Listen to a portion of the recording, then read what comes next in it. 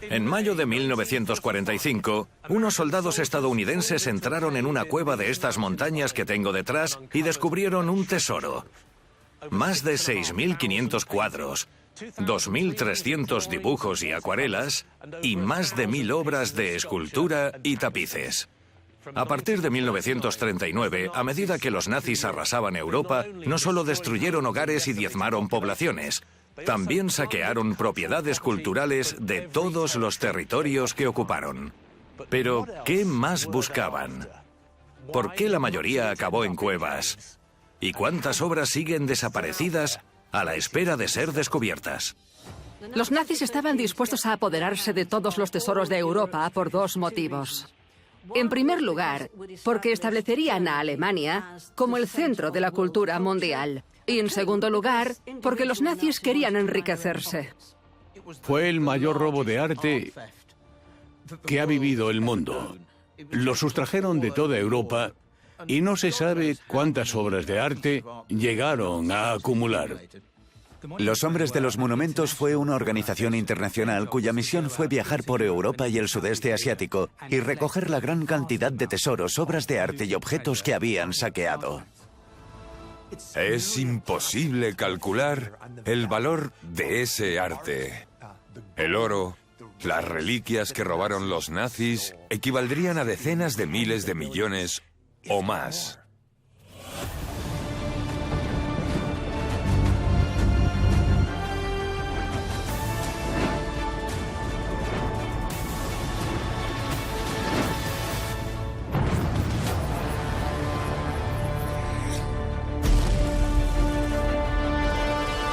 Historia prohibida, el tesoro de Hitler y los hombres de los monumentos.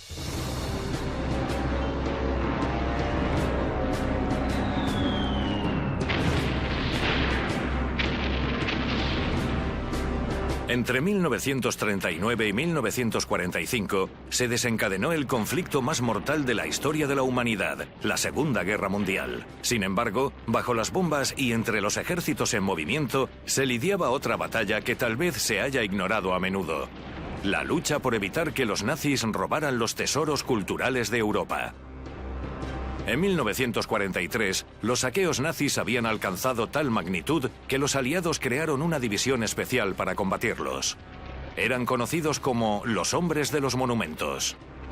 Constaba de unos centenares de hombres que lideraban un grupo de directores de museos, comisarios y expertos en arte que fueron contratados para funciones militares. La descripción de su trabajo era simple: salvar toda la cultura europea que pudieran durante la guerra.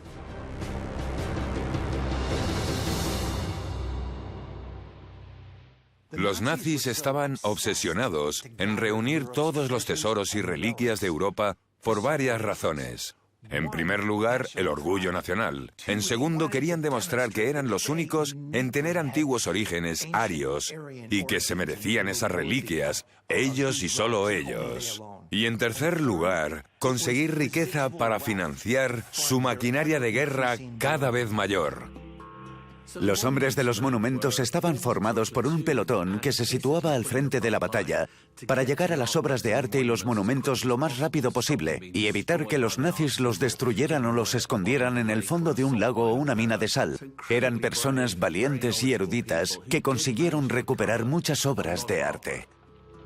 Eran expertos en arte, esculturas y objetos. Pero también eran conservadores. Sabían las técnicas para conservar las obras de arte que hallaban. Tenían una lista de todos los tesoros, el arte y el resto de obras que habían saqueado en varios centros, como el Louvre y otros museos, y querían volver a arrebatárselas a los nazis, que es lo que en realidad hicieron antes de que terminara la guerra. Europa seguía siendo un campo de batalla gigantesco, pero estaban totalmente mentalizados de que querían salir a arriesgar sus vidas para recuperar esos tesoros que los nazis habían robado impunemente.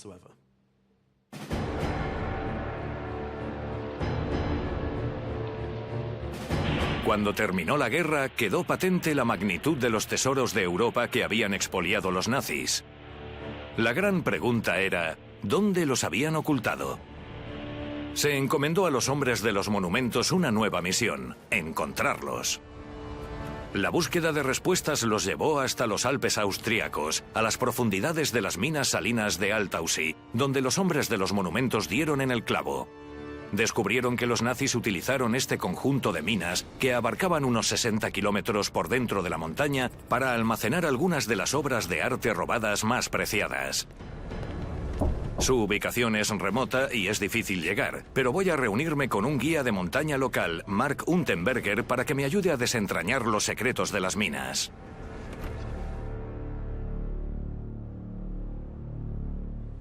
Vaya. Es un escondite bastante bueno. ¿Qué encontraron aquí los hombres de los monumentos? Encontraron la mayor o una de las mayores colecciones de arte durante la Segunda Guerra Mundial, ya que en ese periodo escondieron aquí en la montaña 7.000 cuadros, esculturas, documentos, oro y algunos objetos. Fue una colección enorme. Sí, desde luego. ¿Sabemos cuál era su valor? No se puede calcular porque a día de hoy, si preguntas ¿qué precio tiene la Madonna?, resulta imposible hacerse una idea. Claro. ¿Y de qué tipo de artistas estamos hablando? Quiero decir, eran... Todos los grandes artistas, como Rubens, Miguel Ángel, Van Gogh, Rembrandt, Van Eyck. Lo más importante que encontraron fue el altar de Gante. Cuando se dieron cuenta de lo que habían encontrado, quedaron impresionados por la cantidad de obras de arte, de oro, de plata, de alijos de los nazis de un tipo o de otro. Y se horrorizaron porque tuvieron una visión de la magnitud de todo lo que había pasado. No sabían las dimensiones de lo que había sucedido, que muchos museos europeos habían sido saqueados. Al avanzar en el laberinto de túneles, nos dirigíamos hacia una cueva conocida como Sprinneberg, uno de los lugares donde estaba el arte robado. ¿Por qué camino vamos? ¿Por aquí? Vamos a ir por ese, es el bueno. Vale. Ahora, a 700 metros de profundidad en la montaña, estamos llegando a una de las 8 salas de almacenamiento, llamada Sprinneberg, y ya se observan las construcciones de madera. Sí. Empezaron a construirlo todo en el interior de la montaña en el verano del 43, y en el invierno del 43 llegaron los primeros cuadros a la montaña.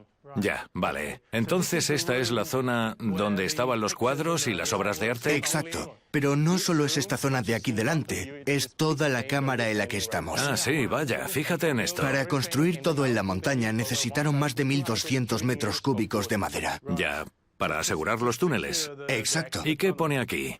Borschisch, mi alemán no es muy bueno. Lo que pone es que significa atención, mármol, no dejar caer. Y si abrimos la caja, podemos ver por qué no se debía dejar caer. ¿Qué es? Se trata de una bomba que cayó sobre Linz durante la Segunda Guerra Mundial y que no explotó.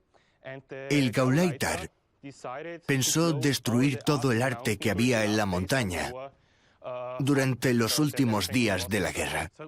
Entonces es una bomba que no explotó. Exacto. Bien. ¿Y el motivo por el que tenían estas bombas aquí era por si los aliados descubrían las obras de arte, pretendían hacer que todo explotara? Así es. Antes de que lo descubrieran, los nazis decidieron que si el Tercer Reich desaparecía, desaparecería con todos los objetos de valor y también con el arte. Entiendo. Así que si los nazis no lo tenían, nadie lo tendría. Exacto. Vale, vamos a bajar la tapa con cuidado. Los hombres de los monumentos trabajaron estrechamente con los equipos de inteligencia y pudieron hablar con residentes desplazados y desvelar información sobre lo que se había escondido y dónde, porque trasladar tal cantidad de material a las minas, sellarlo y construir las fortificaciones necesarias requiere mano de obra. En algunos casos, los hombres de los monumentos consiguieron esa información hablando con los residentes.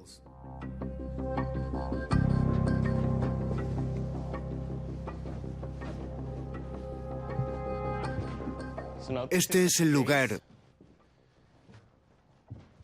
de donde se llevaron todo el arte. Y, como puedes ver, solo quedan cajas vacías. Así que en esta sala estuvieron las obras de arte de los antiguos maestros. Eso es. Vermeer, Rembrandt. Sabemos que los grandes nombres estuvieron en esta sala de almacenaje. Así que esto fue en su época la colección de arte más importante del mundo. Exacto. Se puede decir que, hasta la fecha, fue el mayor tesoro del mundo. A la hora de valorar estas cosas, evidentemente si alguna vez hubieran salido al mercado, hablamos de millones y millones de euros. Desde luego. Todo almacenado en una mina bajo la montaña. La gente que vea este programa dirá, una mina salina es un lugar absurdo para guardar unas obras de arte tan valiosas, por el goteo de agua, la humedad, las terribles condiciones. Pero dentro de la mina, donde se almacenaban estas obras, las condiciones eran perfectas. Está totalmente seco. Las condiciones son, por algún motivo, mejores que el sótano de la Tate o cualquier otro lugar. Y cuando observamos la madera, es como si hubieran puesto los clavos la semana pasada y hubieran creado esas estructuras. Era el lugar perfecto y por eso lo almacenaron ahí.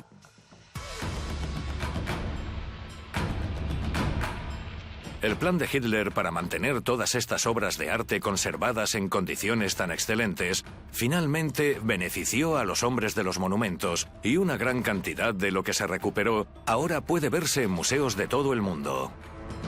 Pero no eran solo cuadros escondidos en cámaras como esta. Los nazis habían guardado muchas propiedades robadas en estas minas, desde esculturas hasta colecciones de monedas e incluso oro. Recuerda un poco a la escena de En busca del arca perdida, cuando descubren todas las obras de arte escondidas. Era este era el lugar. Ahora mismo estamos donde se rodaron las películas que has visto.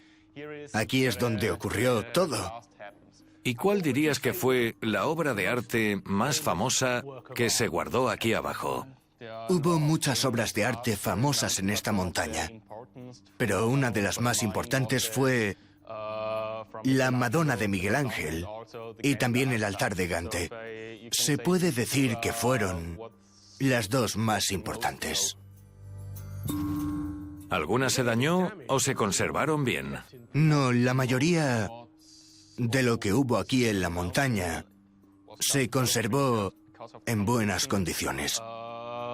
No lo encontraron todo aquí en las montañas, no el 100%.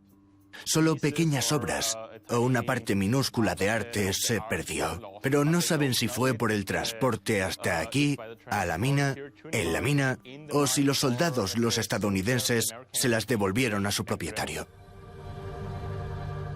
¿Lo que dices es que cabe la posibilidad de que todavía haya algún tesoro aquí abajo? Los habitantes de Altaussee dicen que puede quedar todavía alguna obra de arte en la mina y que si alguien la encuentra ya sabes lo que significa. ¿Qué? ¿Que se la puede quedar? No sé si es así si encuentras algo, pero bueno, yo no suelo estar aquí. Claro, sí. Deberíamos buscar, ¿no?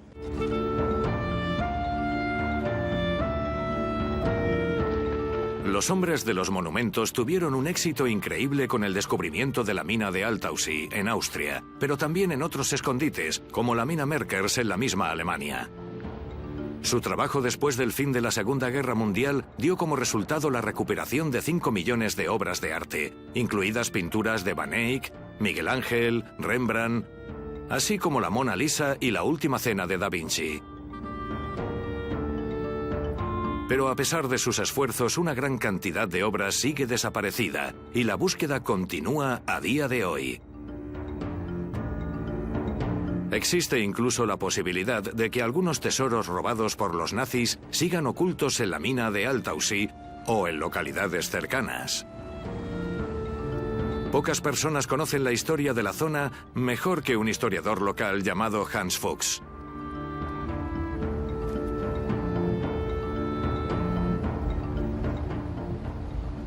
Ahí está. Hola, Hans. Jamie, hola. ¿Qué tal? Hola, hola. Entra. Gracias.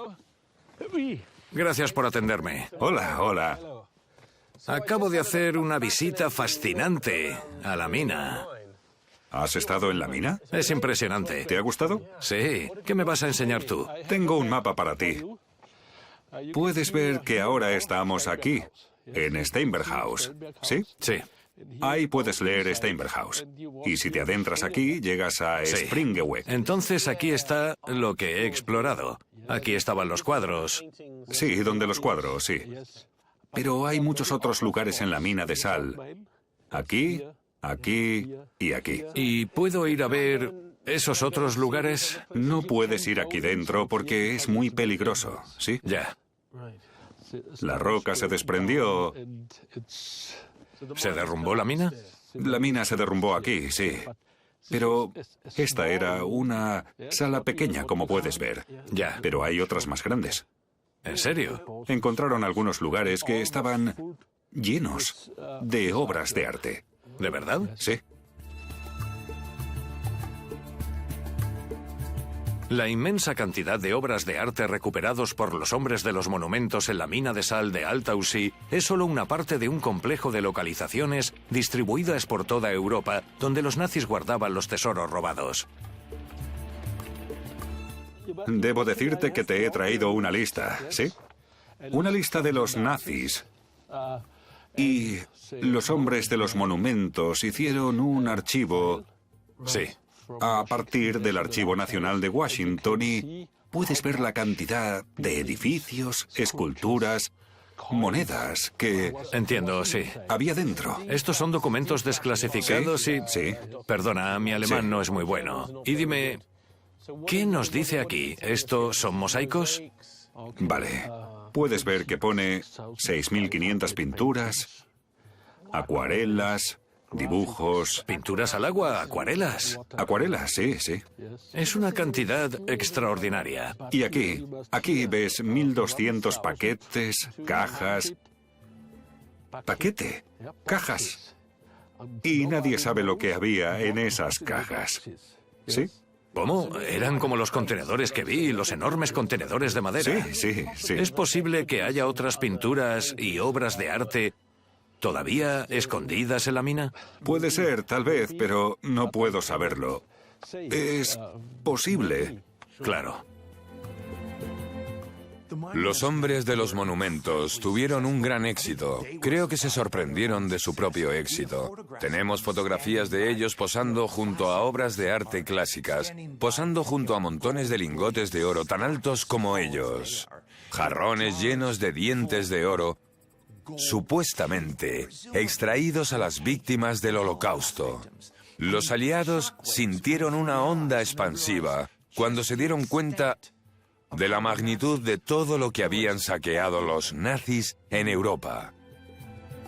Por un lado, encontraron todas estas fabulosas obras de arte, pero después de repente se toparon con sacos y cajas que estaban totalmente abarrotadas de empastes de oro de dientes de personas y miles de anillos de oro de boda almacenados en las minas de sal.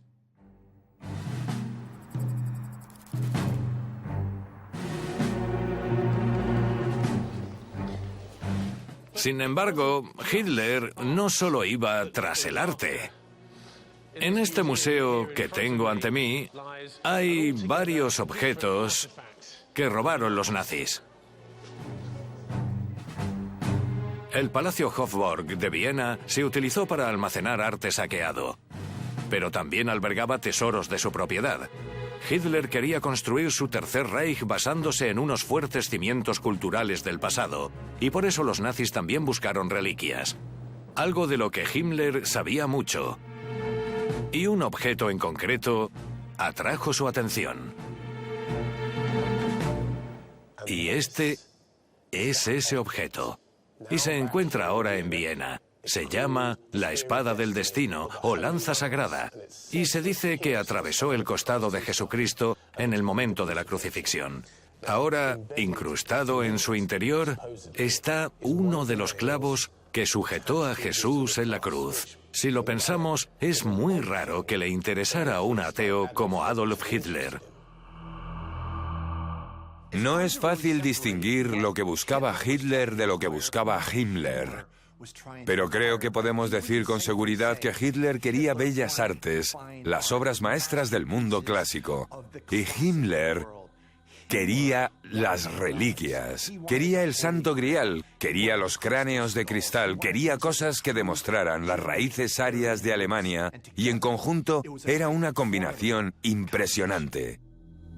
Ambos estaban muy motivados por la idea de la superioridad de la raza aria y la historia del arianismo y la ariosofía. Y para ellos, esto era más que un lema político. Su veneración por lo germánico y la raza germánica era algo casi espiritual. Sin embargo, Himmler tenía un lado oculto y Hitler le dio rienda suelta para que disfrutara.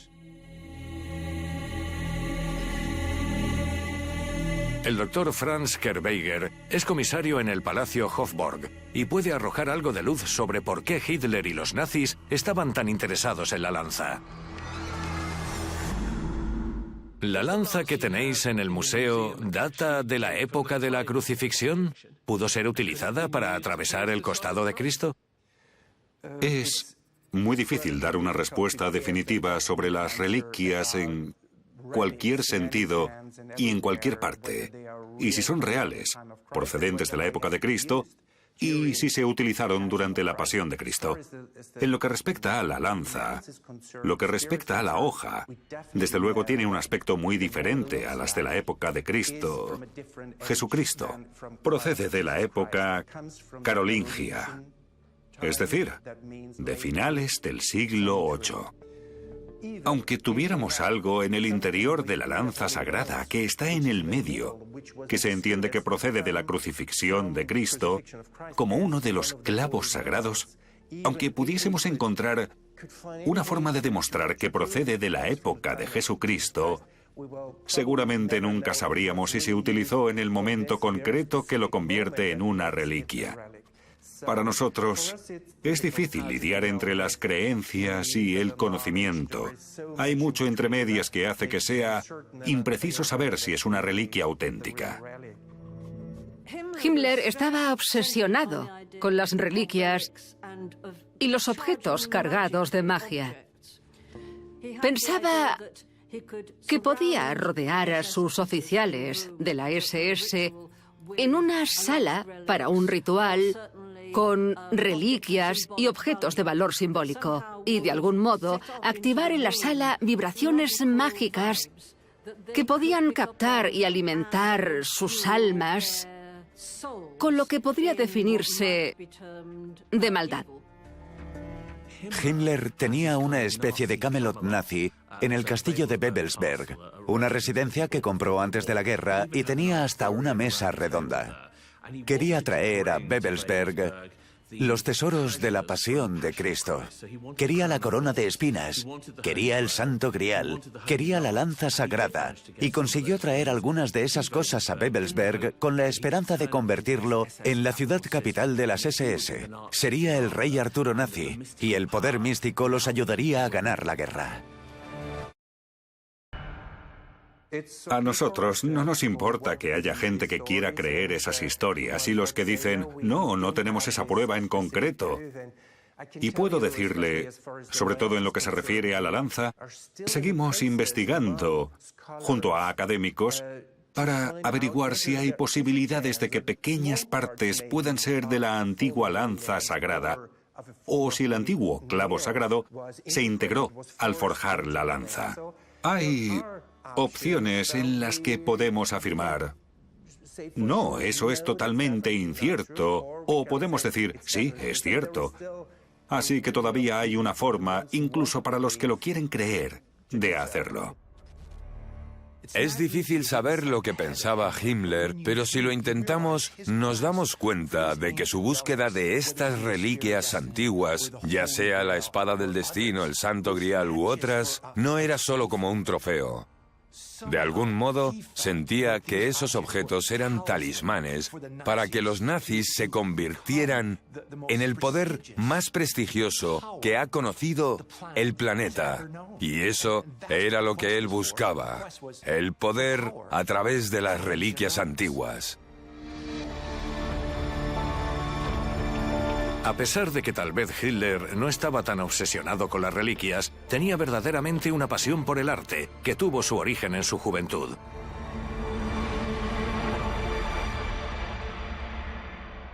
Se sabe que el joven Adolf Hitler no consiguió entrar en la Academia de Artes de Viena que tengo detrás de mí. Al parecer se le daba muy bien dibujar edificios, pero personas no tanto. Sin embargo, eso no lo frenó a creer en él como un conocedor del arte, y por eso cuando subió al poder en 1933, sus preferencias artísticas se convirtieron casi de inmediato en ley. Esto se hizo más evidente en los festivales de arte que se celebraron en Múnich a partir de 1937. La gran exposición de arte alemán fue una enorme muestra de trabajos aprobados por Hitler de soldados idealizados y paisajes, hasta mujeres alemanas. A pocas calles de distancia, la exposición de arte degenerado hizo lo contrario. En ella se invitó a la gente a pasar y a reírse del arte abstracto moderno, un arte que a Hitler no le gustaba. Él quería el material bueno, como lo llamaba. Quería a los maestros antiguos, las obras más valiosas, y quería adquirirlo del territorio que se apoderaba. Checoslovaquia, Polonia, Francia. Quería traer a todos los maestros a Alemania para poder tenerlos. Pero lo demás, el arte degenerado, tenía que destruirse. Entonces se dieron cuenta de que también había dinero ahí y que podían venderlo. Muchas obras de arte se destruyeron y otras se vendieron. La gran pregunta es, ¿de dónde procedía todo este arte? La respuesta es que se robó de galerías de arte alemanas y de museos. En 1938, Austria se incorporó al Reich y el régimen pudo disponer de más arte, así que los nazis se adueñaron de él. Se estableció el Instituto Reichsleiter-Rosenberg básicamente para coordinar el traslado de todas las obras de arte de Europa hasta Alemania. A medida que los nazis se desplazaban de un país a otro, llevaban a cabo un saqueo masivo de museos y bibliotecas. Fueron a por cosas insólitas, como campanas de iglesia. Se llevaron todas las vidrieras de la Catedral de Estrasburgo. Museos, como el Louvre, intentaron esconder sus obras de arte antes de que llegaran los nazis, que tenían a personas que iban a buscarlas y las llevaban hasta Alemania. Había una obra de arte en la que Hitler estaba especialmente interesado. El arte de la pintura, del pintor holandés Vermeer. Pero se encontró con un problema. No se podía coger simplemente. Y tuvo que recurrir a más medios legales. En noviembre de 1940 la adquirió a través de su agente. Algo que conoce bien el experto en arte, Konrad Kramer. Bueno, aquí está. El famoso Vermeer. Así es. Es un cuadro precioso. Sí. Y después de todo está en una sala muy pequeña, curiosamente. Lo podrían haber puesto en uno de los vestíbulos grandes. Sí. Pero bueno, es aquí donde está. Y, al parecer, fue uno de los cuadros preferidos de Hitler. Y mucho más que eso, era su cuadro preferido.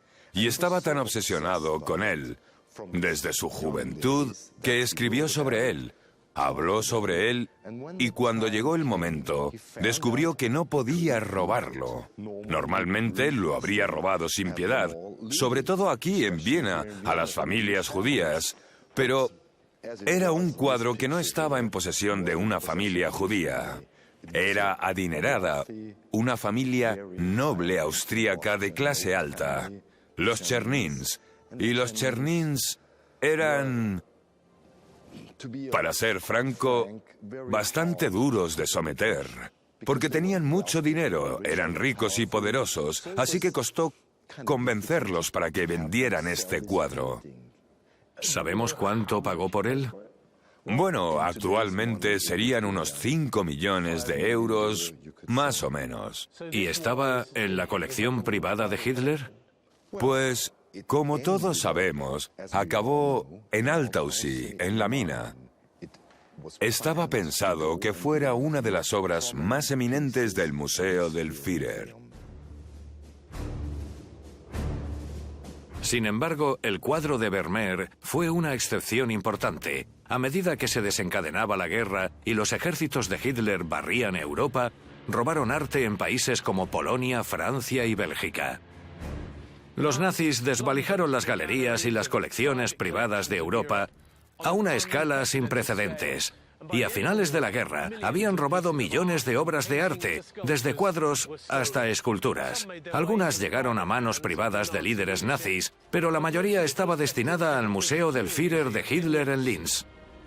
Evidentemente, los nazis robaban obras de arte que pertenecían a judíos.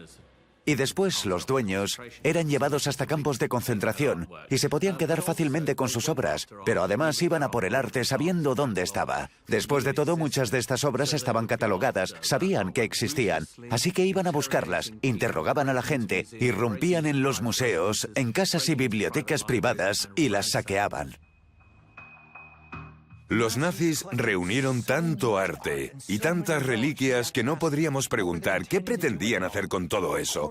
Pues evidentemente sabemos que Hitler tenía pensado tener su propio museo en su ciudad natal. Quería exhibir una gran parte de ello, mucho arte clásico. También tenemos el Babelsberg, donde podemos estar seguros que exhibiría las reliquias más sagradas, solamente para la élite nazi, no para el público general. Se habrían destinado allí cosas como el Santo Grial. También estaban las arcas de Himmler y Göring y el resto de la élite nazi que habrían llevado las suyas y algunas las habrían mantenido escondidas porque eran una fuente de riqueza y necesitarían impulsar el Tercer Reich en el futuro.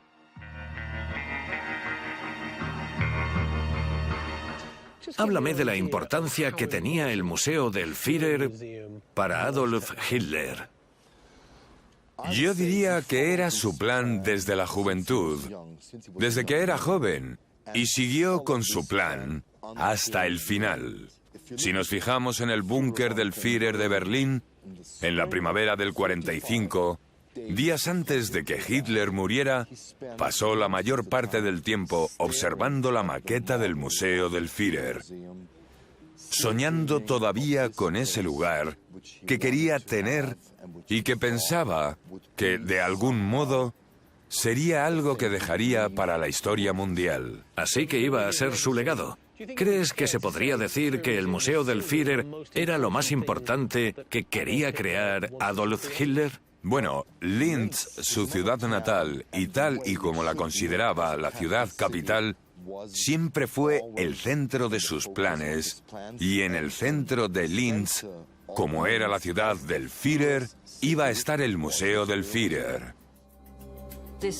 Esta extraordinaria ciudad se presentaría de una manera muy impresionante que, por supuesto, serviría para señalar su dominio en el mundo. Y también el hecho de que eran los nuevos emperadores romanos. Eran los emperadores del mundo.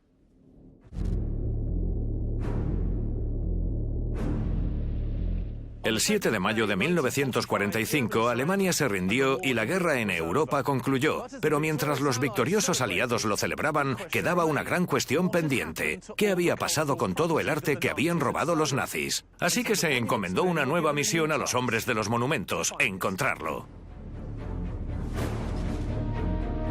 Cuando iba a concluir la guerra, los nazis se dieron cuenta de que no iba a terminar de la forma que querían. Así que cogieron esas obras de arte, el oro y las reliquias y las dejaron en cuevas cercanas y en estaciones de tren subterráneas. E incluso cuando se retiraban a Italia, sacaron las reliquias y los cuadros de los museos mientras se marchaban desesperadamente. Ahora era cuestión de conservación y de salvarlo para luchar un día más.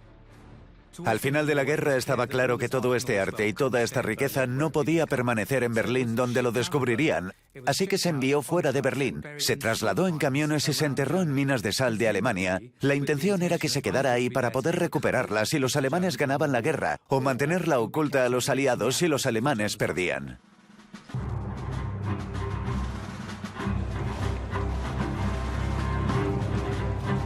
Han pasado 70 años desde que acabó la Segunda Guerra Mundial y podríamos pensar que se ha perdido toda esperanza de recuperar estos tesoros perdidos, pero se continúan encontrando obras de arte. En 2011 se descubrió en un piso de Múnich una colección inmensa de obras de arte valorada en unos 970 millones de euros.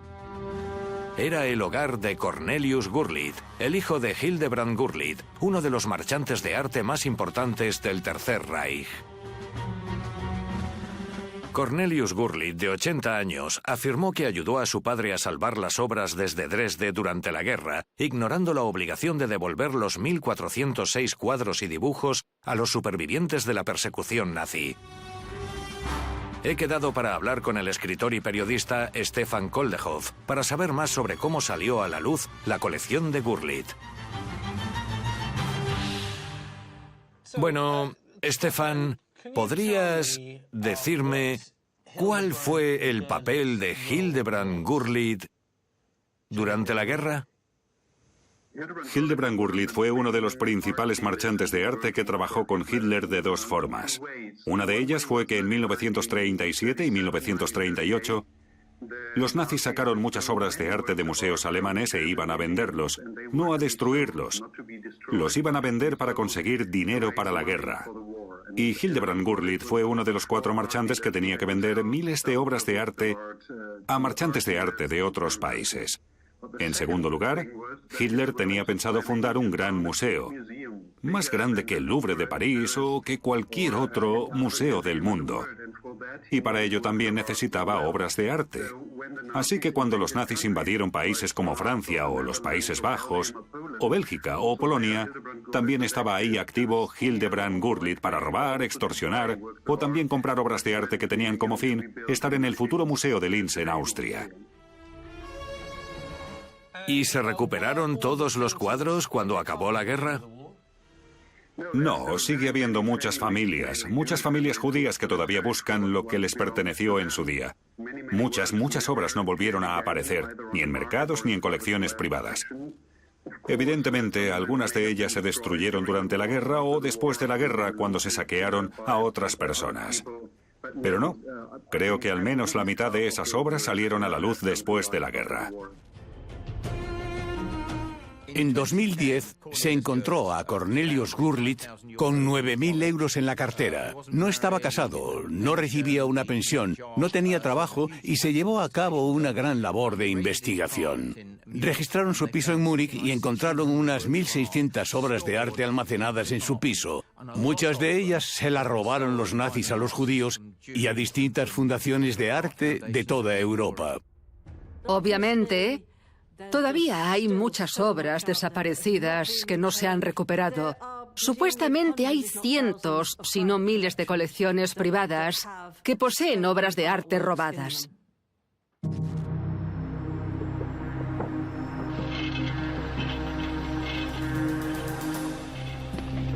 ¿Y qué pasó con todo el oro que robaron los nazis? Una parte se encontró en lugares como la mina Merkers en Alemania, mientras que otra parte desapareció en bancos europeos. Pero la mayoría sigue desaparecida. Los hombres de los monumentos tuvieron un éxito inmenso en términos económicos. Un ejemplo de ello es la mina Merkers, al noroeste de Frankfurt, donde encontraron oro y monedas por valor de 520 millones de dólares, que equivaldrían a 7.000 millones de dólares de hoy en día. Cuenta la leyenda que hay un tren nazi enterrado en algún lugar y que contiene una cantidad inmensa de oro. Su paradero sigue siendo uno de los grandes interrogantes de la Segunda Guerra Mundial. En Polonia, hace algunos años, parecía que por fin se había encontrado. Fue un acontecimiento que despertó el interés mundial. 2 hombres, uno alemán y uno polaco, desencadenaron una especie de fiebre del oro en los bosques de Polonia. Afirmaban que habían descubierto un tren nazi cargado de tesoros que databa de los últimos días de la Segunda Guerra Mundial. Una de las grandes leyendas del oro nazi es el tren de oro nazi que supuestamente se dirigió hasta un complejo nazi en lo que es la actual Polonia y que se supone que contiene un increíble tesoro de oro. Sabemos que los nazis movieron una gran cantidad de oro a finales de la guerra, obviamente porque iban perdiendo partes de su imperio, y se condujo este tren hasta un túnel excavado en los Alpes polacos. Y evidentemente, la gente quería encontrarlo junto al resto del oro que los nazis escondieron a finales de la guerra. En 2016 se llevaron a cabo algunas excavaciones, porque el radar indicó que había un objeto similar a un tren en el interior de las montañas. Se descubrió que era una especie de peculiaridad geológica, una formación rocosa extraña, pero no significa que no esté ahí. Es bastante seguro que siga apareciendo parte del oro nazi poco a poco. El tren nazi enterrado en una montaña de Polonia resultó ser una ilusión. Si en realidad existió, sigue oculto en algún lugar. Al igual que millones de obras de arte que todavía no se han recuperado. Obras de artistas como Rafael, Van Gogh, Rubens y Canaletto. Al igual que la Sala Ámbar de Rusia, que se denominó en su día la octava maravilla del mundo. Los nazis destruyeron muchas obras de arte. Utilizaron lanzallamas para ello. Si no podían tenerlo, nadie lo recuperaría. Quedan cosas por encontrar. Los soldados alemanes robaron de todo. Tal vez los residentes de la zona sabían dónde se encontraban las obras en las minas y las saquearon. Incluso encontraron una maleta de Cornelius Gurlitt que contenía un Monet. No tenemos forma de saber cuánto sigue desaparecido en colecciones privadas.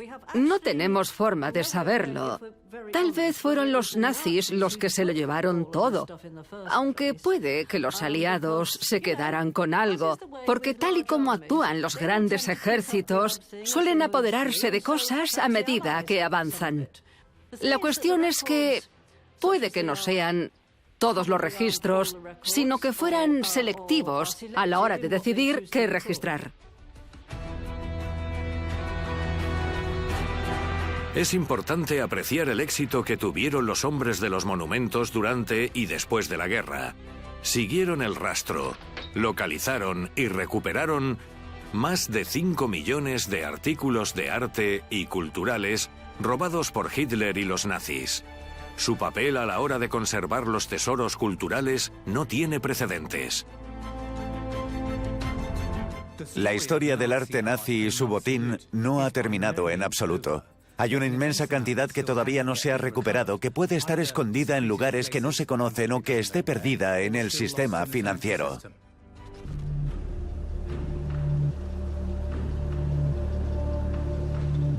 El legado de la Alemania nazi se puede ver en huellas en el paisaje, en cementerios diseminados en cada ciudad, pueblo, aldea del mundo y tal vez, supongo, más sutilmente en las grietas de las galerías de arte de Europa, donde estuvieron colgados los cuadros más importantes de la historia. El robo de arte fue un crimen cultural nunca visto, pero ojalá que se vaya recuperando cada vez más y que las próximas generaciones puedan volver a disfrutar de él. Nos vemos pronto.